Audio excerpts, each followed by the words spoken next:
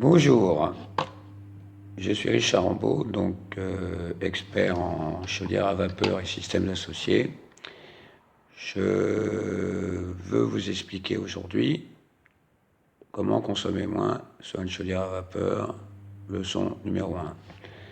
En fait, ancien directeur régional de la région Nord pour une grande société constructeur de chaudières, sur des centaines d'installations, je me suis rendu compte que certaines astuces simples permettent de consommer moins sans grands investissements. Je vais donc vous faire part de ces astuces. Principe numéro 1, il faut que votre chaudière soit adaptée à votre process. Adaptée par son principe et adaptée par sa puissance. Je m'explique.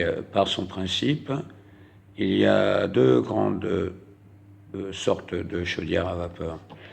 Les chaudières à vaporisation rapide et les chaudières à tube de fumée. Contrairement à ce qu'on peut croire, elles ne sont pas interchangeables sur une utilisation. Il y a des process où la vaporisation rapide peut être recommandée.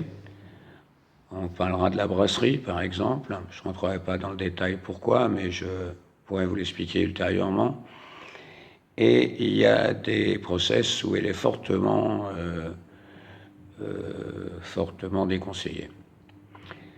Par exemple, je dirais dans tous les process où il y a beaucoup de retours de condensat, en règle générale, ainsi que des pointes dans la demande, ce qui est le cas général des fonctionnements.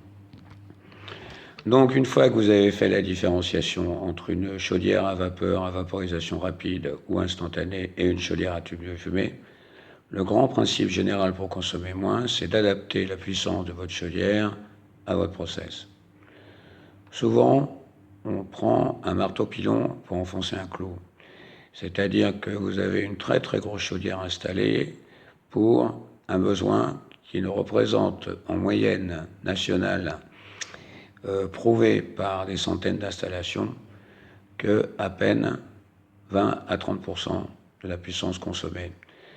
À partir de là, les consommations sont énormes, dues aux pertes, non seulement par la chaudière elle-même, mais par les réseaux, par le fonctionnement du brûleur, etc. Donc, premier conseil, adaptez la puissance de la chaudière à la puissance que vous consommez vraiment. Et si votre chaudière est suffisamment bonne pour ne pas avoir à la changer, adaptez votre brûleur à la puissance moyenne que vous utilisez. C'est sans doute le meilleur moyen de faire des économies sur une chaudière à vapeur, le premier conseil.